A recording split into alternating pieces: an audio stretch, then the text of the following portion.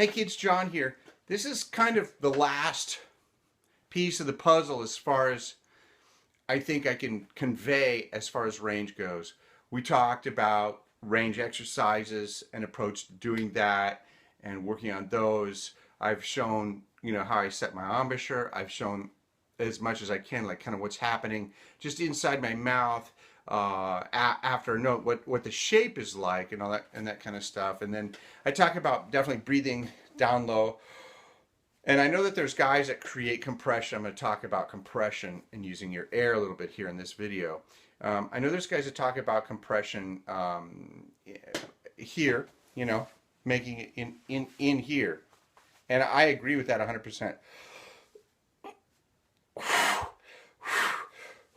That squeeze is happening, even from back in here. When you're really, going for the upper register, you have to create this air compression. A lot of guys call it fast air or whatever. But then there's the other concept of what's happening in your mouth. And this is where things differ. For me, I think it's ai. So when you're looking at it, ai, ai, ai. This, I hear, tai is rolling forward. There's other guys that are ta, and they want it open. They want it wide open, no ha, no arch, and then they create the compression with their body.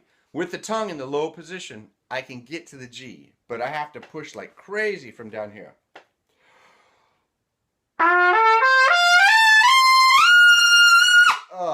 I do it both ways. I get compression from my body in the air, and that's getting that squeeze to get the air to come out with some velocity or some pressure behind it. And then I also create extra compression in my mouth, and that's the reason for that exercise.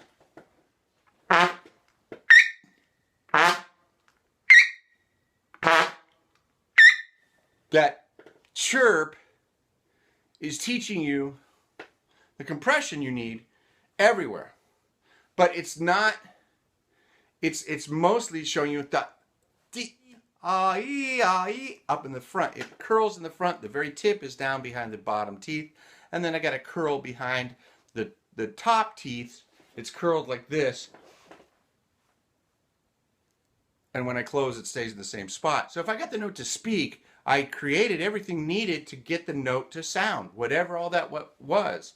And so if I continue the air,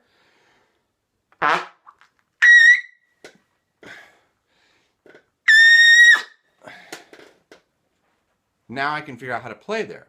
So I add vocalization, and that's how I'm going to talk about this. We are an air column. We create pitches with our body, and I don't see that as any different on trumpet. You hear it, you can create it, you sing it. I think you are singing these pitches. So with the tongue added, the G is so much easier.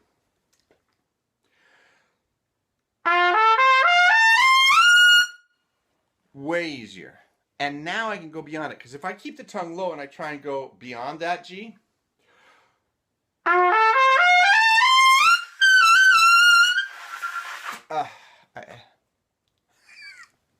not going to happen for me. For other guys, maybe they can keep that tongue position flat and out of the way in the front and arched in the back. Me, when I arch it, then I can get above the G, and the G is much easier.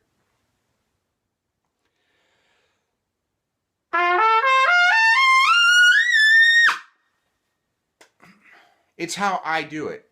It may not be the way you end up doing it. It's just a way to think about what we're doing. A lot of guys talk about how much muscle there is here. It's like, oh, look how they're so strong there. Well, it really just needs to be strong enough to keep the chops from blowing out the corners, which would sound like or look like.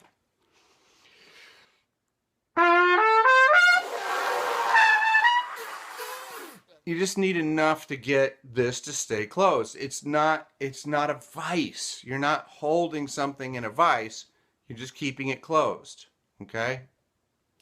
It's more about the focus that's happening from down in your diaphragm area with all the muscles in your torso working to compress and add pressure to the air in your lungs, so the air is pressurized, so you have some velocity or some actual pressure behind the chops to get the chops to be able to buzz in that upper register. There's got to be a very focused airstream that's coming out in that spot. For me, yes, there's some things that do happen in the face that are actual micro adjustments to getting into that extreme upper register.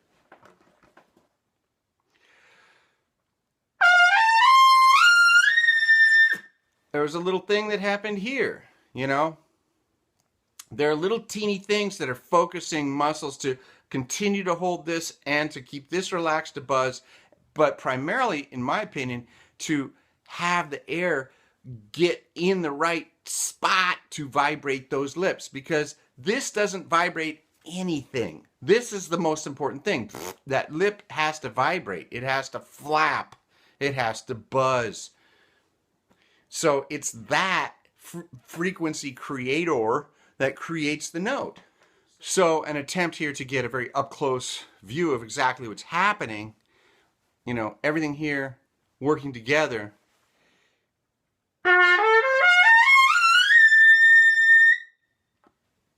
This looks huge to people, but that's what it is. It's just flesh. You know, they think that this is the key right here. Oh, you got to have this big thing. I don't. There's my bone, and then there's just a bunch of this, you know?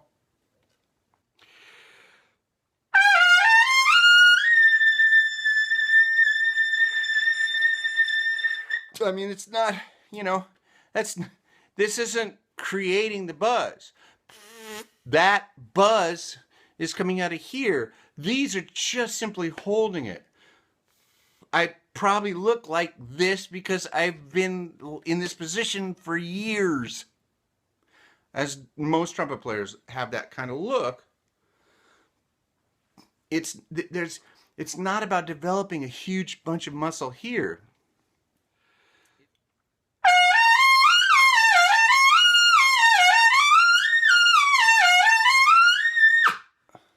It's not like it's that. I mean, I feel it here. I feel myself working here. I know I'm working here. I'm bearing down here and creating velocity or air pressure or pressurizing the air, compressed air, if you will. Okay? I'm compressing the air. That's how I get in the upper register. Just simply is.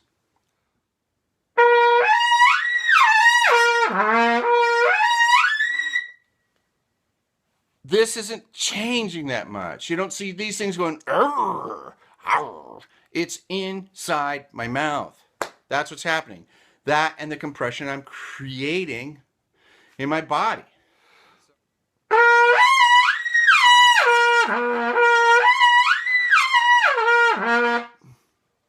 Okay?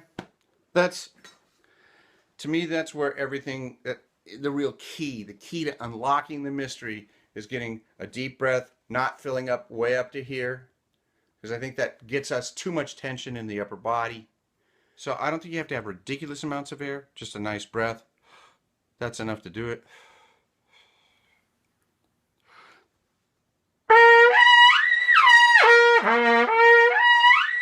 I mean, there it is. I can get up there without this huge amount of air. I don't need a huge amount of air. I just need it down low where I can control it, where I can squeeze it and push it out with enough energy. The big changes to me, they're a vocalization.